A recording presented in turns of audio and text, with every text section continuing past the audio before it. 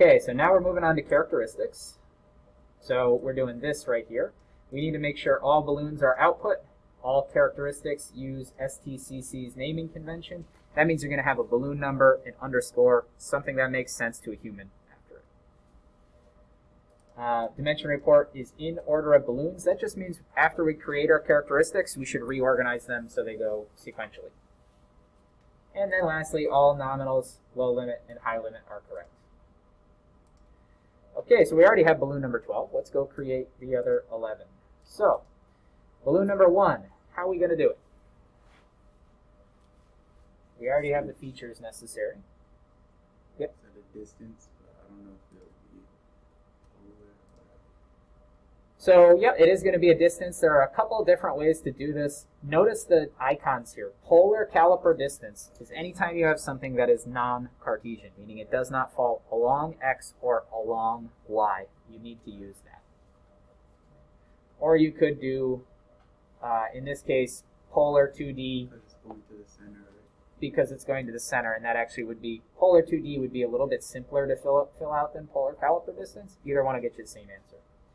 If we do polar 2D right here, we open it up. See how simple the dialog is? Just feature 1, feature 2, and primary datum. If you don't fill it out, it's defaulting to your base alignment. Super simple. This is actually the simplest for this one. So in this case, I'm just going to cursor down the list until I find circle 1, or whatever that central circle is circle 4, and say OK. And for feature 2, I'll start at the top and go down the list till I find circle 1, or whatever this one is. And now for primary datum, I'll just force it into plane number 1 to make sure it calculates correctly. It gives me 1 inch 081.7. We should be 1 inch 089. Does that sound reasonable? Yeah. If you're within like plus or minus probably 25 thousandths, then you're probably correct. Because remember, this CAD model might not be perfect. So that's plus or minus 5 thousandths. And what do we want to name this one? B1 underscore 1 inch 089, hole to hole or something like that, circle to circle.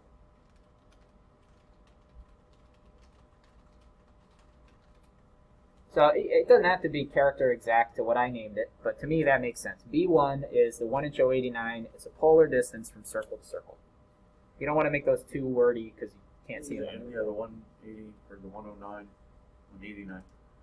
Is a bit redundant because the nominal's right next to it on the report, right? Yeah, I guess so. I typically will put the nominal values in there. Yeah. But yeah, you're right, that is redundant. Alright, so then number 2, we have the distance from the alignment down to that central circle. So in this case, we could do this a bunch of different ways. Probably the simplest is to go size, standards, and Y. We can take advantage of A, our base alignment, and B, the Cartesian coordinate system. The fact that we are locked into a grid where X and Y are perpendicular. So in this case, the Y value for whatever that feature is, I think it's circle 4, is it? Looks like it's circle 4. And in this case, the value is giving us a negative number. Now, technically speaking, it shouldn't be a negative number. A lot of times you'll end up struggling with this, trying to get it to be a positive number. We could get it to be a positive number by using a different command. We could do a Cartesian distance, we could do a caliper distance, and at that rate it's just a matter of selecting them in a different order. If you want to use the Y value, it will give you a negative no matter what. So it should be 1 inch 583, and that's, what is that, balloon 2? So that'll be B2. And then taking your point, if we don't want to be redundant with the size, we'll call that yeah, and we would want to specify the whatever feature it is. So 1 inch 181, hole position Y.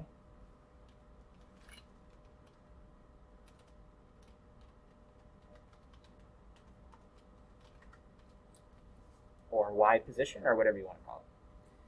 So that is supposed to be 1 inch 583, so it is giving us a minus here, which we know it's going to do that. We'll say OK. All right, next we have number 3. So that's the 1 inch 181 hole. and that's just the diameter. So that's going to be size, standards, diameter.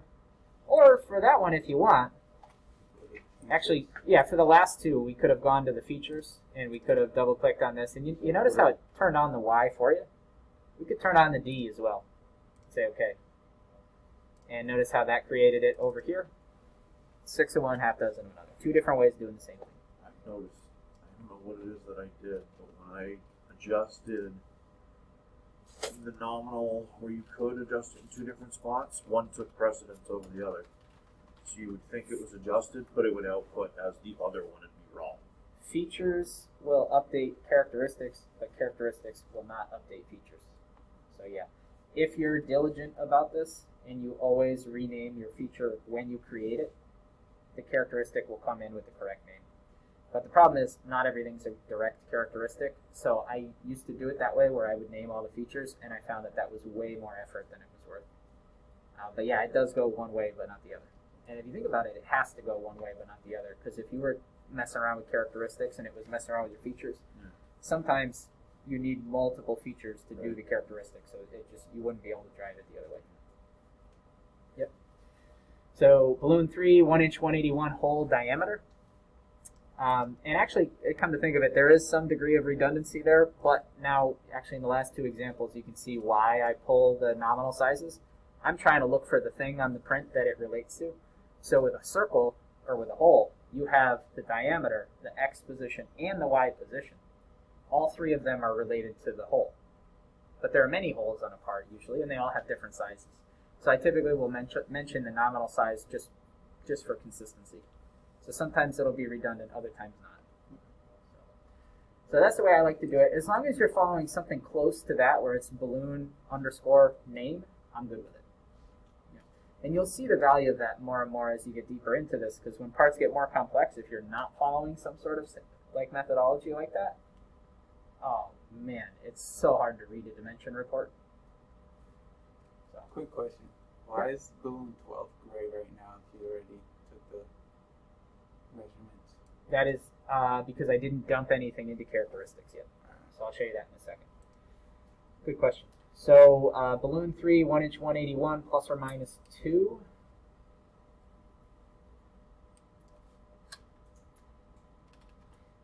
Some of this is very repetitive, and I hate to make you sit here and watch the whole thing, but if I don't cover it all, we're going to miss something important. So unfortunately, we'll have to sit through the rest of this. Regarding your question about why is this one gray, that's a very good question.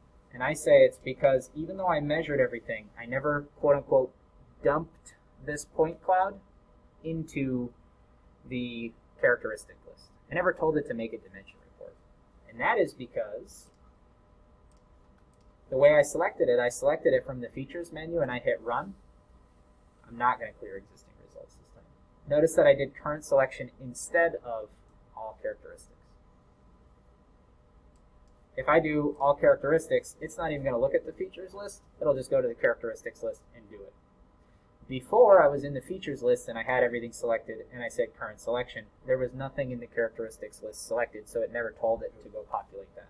So this is really saying, do you want me to read from the characteristics list from top to bottom, or do you want me to just do whatever you have highlighted? So in this case, I have it highlighted and that's all that's in the characteristics list anyway. This dialog will give me exactly the same thing regardless. But as a general rule of thumb, if you want a dimension report, you just want to say all characteristics. And nothing will be measured here. See how it just took the information it already had and just moved it over into the characteristics list. All right, and when it did that, it colored it green or red. And if I want to get that dimension report back, I'll go View and Multiple Report. And there we go.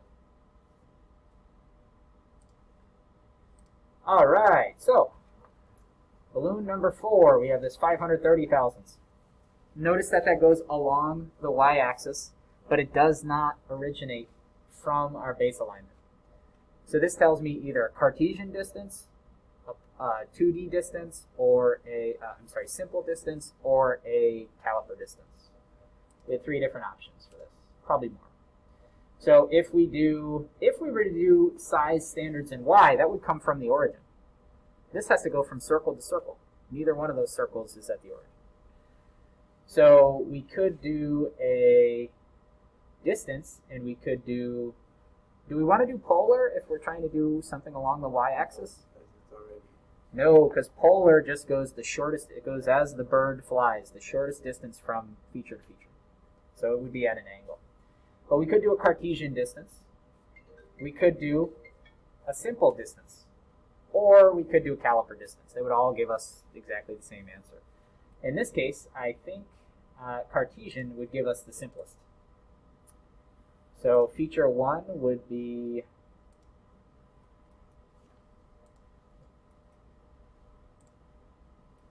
I gotta just zoom out a little bit so I can see what's going on here.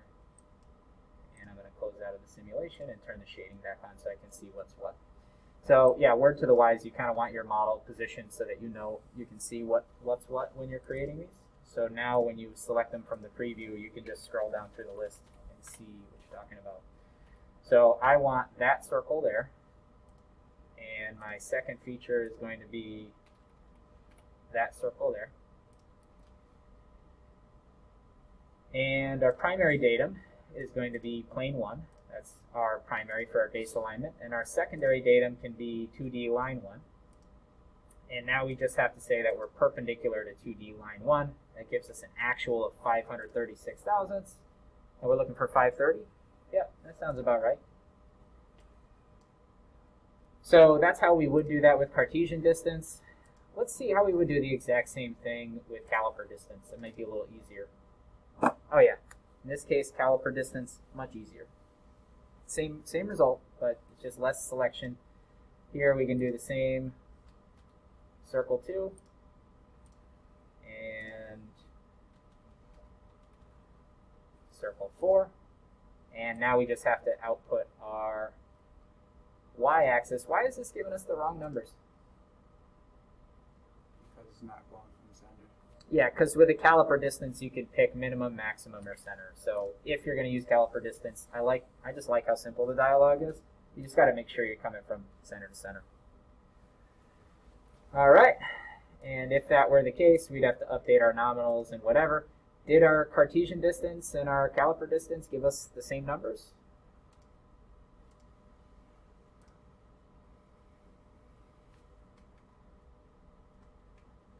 See, I gave us the exact same number out to 4 decimal places, so I don't care which one you use. I just care that it's outputting like mathematically correct. All right, so I like caliper distance better in that case, so that's the one I'll save, and this will be B4.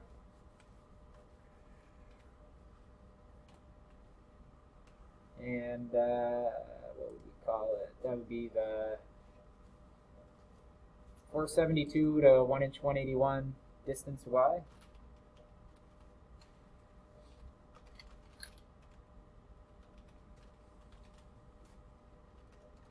Something like that. And we'll correct these numbers.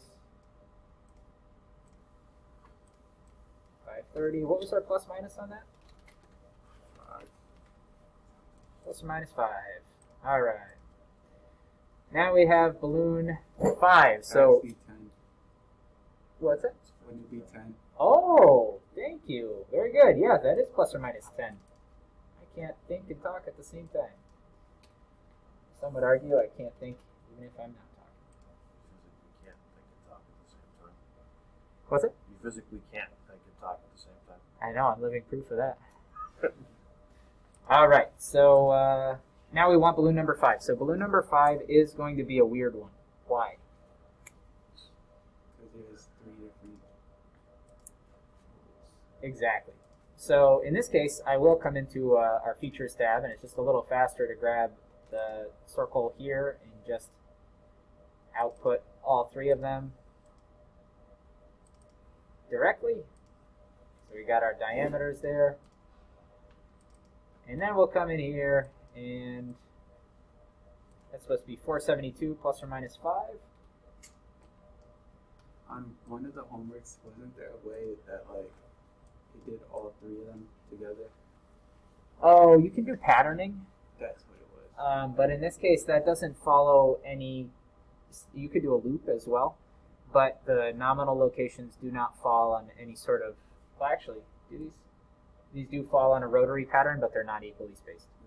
So if it was a rectangular pattern or a rotary pattern, I would do that. Yeah. But in this case, unfortunately, you got to do them all separately. You got a good memory. All right, so the name of this one is going to be B5.1 underscore 472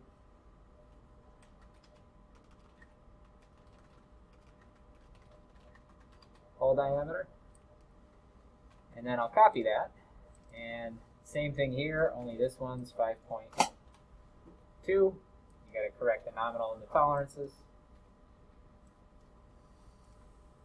And I know this is really painful and cumbersome, but this unfortunately is a big part of the job, and it's an important one.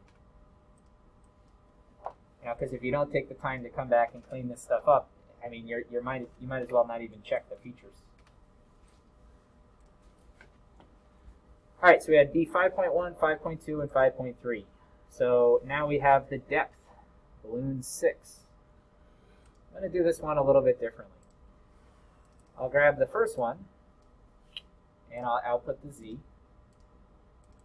Then I'll come back here, and I'll call that B6.1 underscore 472 hole depth. And that's supposed to be minus 310. And that one's plus or minus 10. Two-place decimal. And now I'm just going to copy paste that twice. And for the second one, it's going to be number 2, and I'll just change it from 0.2 to 0.3.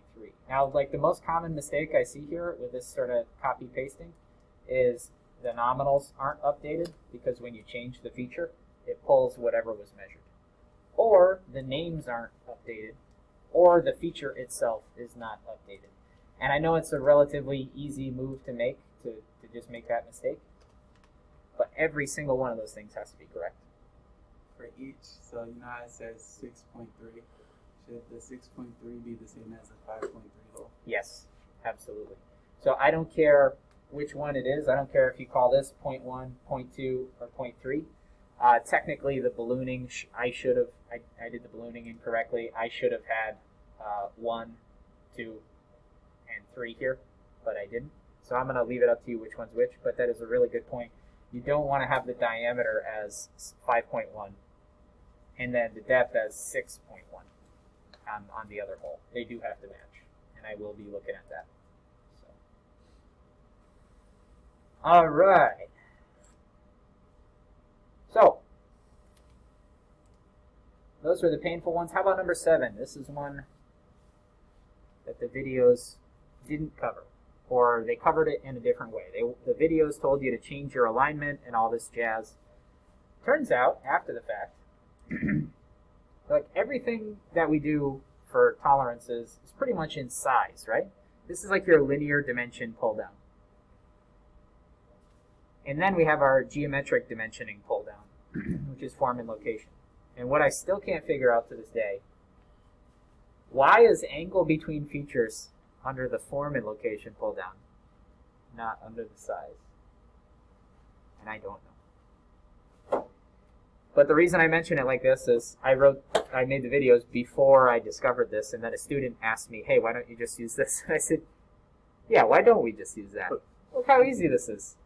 We just hit angle between features, and then we go feature 1, which would be whatever it is, probably line 2, I'm guessing. Can't see it. Yeah, it is line 2. So feature 1 will be line 2, 2D line 2. And feature 2 will be 2D line 3. And now we can just pick which one of these options do we want. I mean, how much easier is that? We're supposed to be 30 plus or minus 3 degrees. So we just pick the one that's closest to 30 down here at our actual.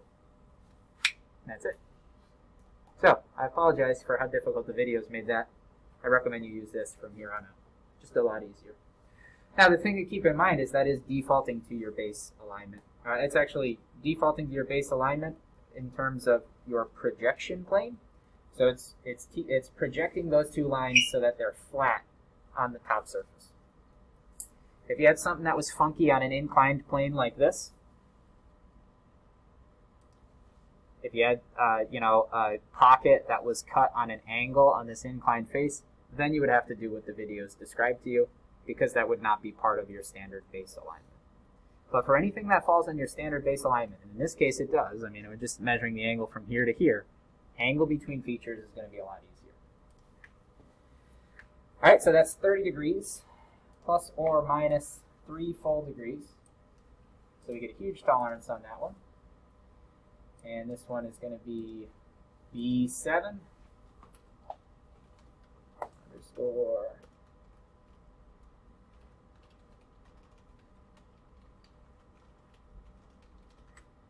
30-degree chamfer, 30-degree angle, whatever you want to call it. All right, so now we have balloon 8. What are we doing here?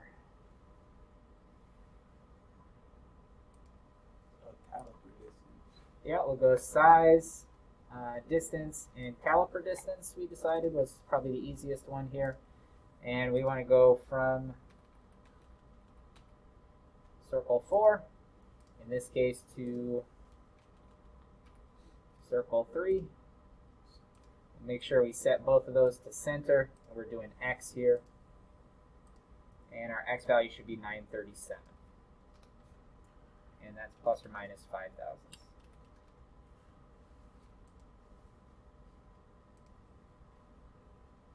All right, now we have balloon 9. What are we going to do for that?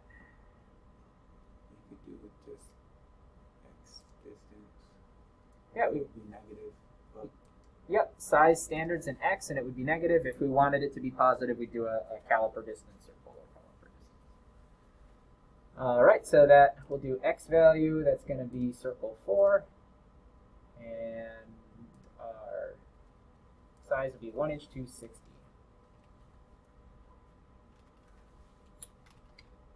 Plus or minus 5.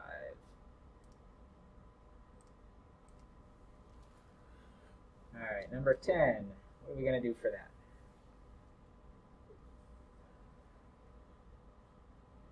caliper.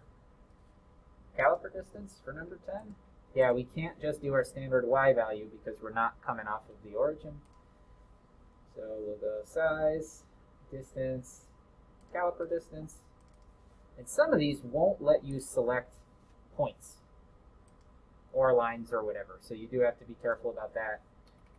Let's say caliper distance didn't let you select points. Okay, fine, I'll use Cartesian instead.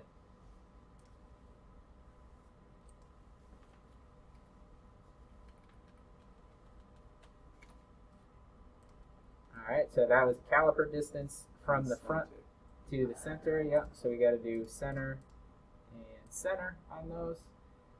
And I selected the wrong one, so it's giving me the wrong value. It wants to be a Y value, and 1 inch 512, I'm getting 1 inch 509. That sounds good to me. And that's plus or minus 5 thousandths as well. All right, 11. This one's a weird one. What do you think we're going to do for 11? Well, we use a perpendicular feature. Very good. Very good. For number 11, we have to do a constructed feature. So we'll do construction, perpendicular, and that bounces us out to the features menu. Because as far as this is concerned, this is a feature. And feature number 1 is going to be our point. Feature number one is going to be our point 6. And feature number 2 is going to be our 2D line, and I can't see it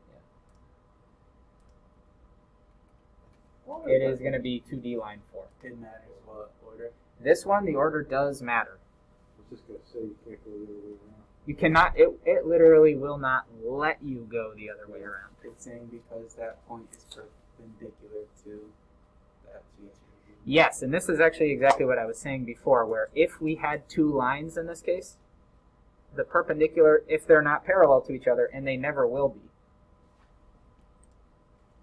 So if we had two lines and they weren't parallel, if they were like this, if we select this one first and this one second, the perpendicular will come perpendicular to the second feature. Whereas in the same case, we have two lines that are not parallel. If we select this one first and this one second, the perpendicular comes perpendicular to the second feature. So even in the selection itself, it will not let you do this the reverse way. If I say reset, and if I grab 2D line 4 first, and then for feature 2, it doesn't even give me the point as an option. And so I like teaching it that way, where it's a line and a point, just to make that point, just to say you got to be careful which one you're doing. If it's a line and a line, just know that it's perpendicular to the second line. So whichever one is more important wants to go second, ironically. I don't know why it is that way, but it is that way.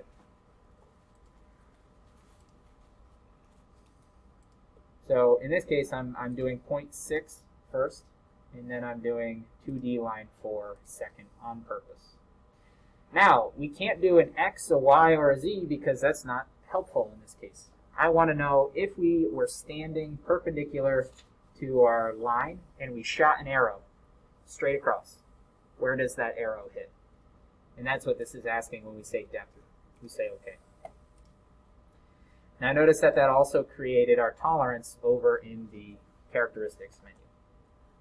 Right, so that one's a little bit weird because when you go to create it, it's going to bounce you into the features menu. And then as soon as you output depth, it creates it like behind the scenes in the characteristics menu. And then you have to go modify it. So it's a little weird, but get used to it. So that's 472 plus or minus 5. Now, I've been making mistakes for like the last 5 or more features. I'm sure some of you probably noticed. Anybody know what mistakes I'm making? I haven't named them. Yeah. And that's why ultimately, before I go to submit this, I'm going to go systematically verify the dimension report line by line, because you're going to miss things like this. There's just too much going on, too many details. So I'll leave them there, and I'll show you when we. Is the file going to have this many balloons? Yes. 12 balloons? Yep, and you'll have to do it in 2.5 hours. Yep. Or let's say 2 hours. That's the standard final exam time. Because if you end up taking it on the day of the final exam, it's 2 hours. With that said, sometimes people need an extra like 15 minutes or whatever, so I'll give you a 2-hour warning, and then I'll give you a 15-minute warning, and I'll actually give you the full 2.5. All right, we already have balloon number 12. So let's make sure we have everything that our grading sheet requires. CAD, did we import 15 minutes or less? Yes. Logical probe selection based on features? Yes. Base alignment matches blueprint? Yep. Clearance plane between 100 and 1 inch? Yep. Characteristics, all balloons output. Actually, I don't know that yet.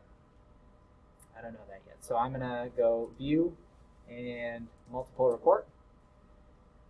And it'll be best if you just print out the blueprint.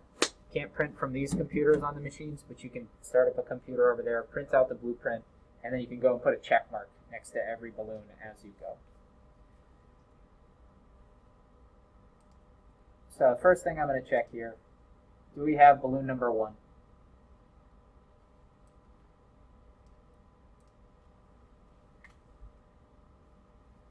Yes, we do.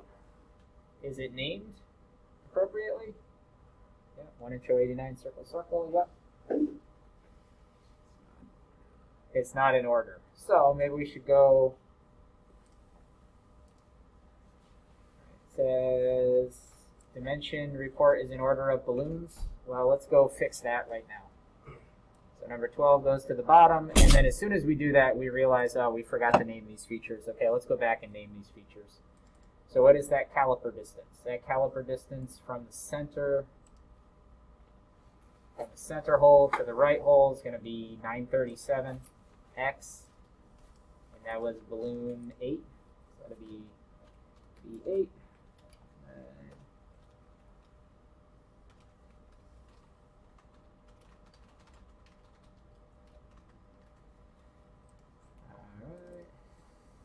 Now we have some other x value. Looks like it's from the edge to the circle. That must be balloon 9.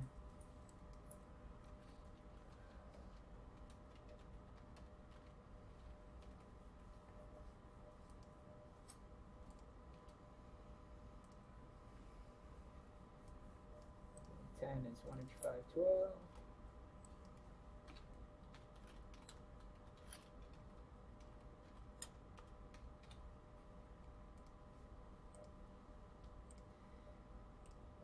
And then balloon 11 would be slot width.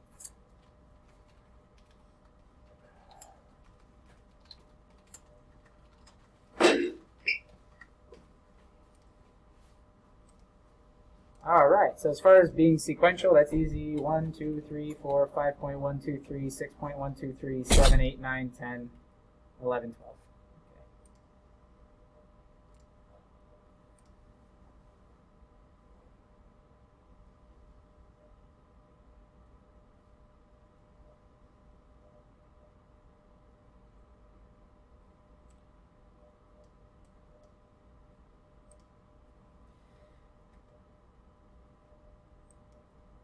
All right, balloon number 1, named correctly, good. 2, named correctly, good.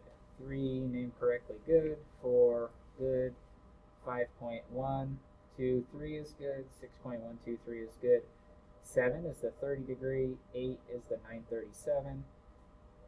9 is the 1 inch 260. You're probably seeing, I guess I never really thought about it before, but now you're seeing here why I named them what I named them. It's just the fastest thing you can look for on the print.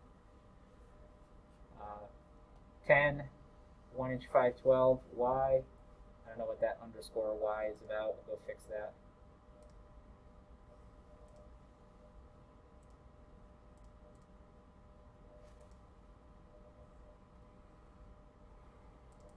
What was that, number 10? Yeah. That's weird. That is weird. I think it's because the Y is checked on and this is as a caliper distance.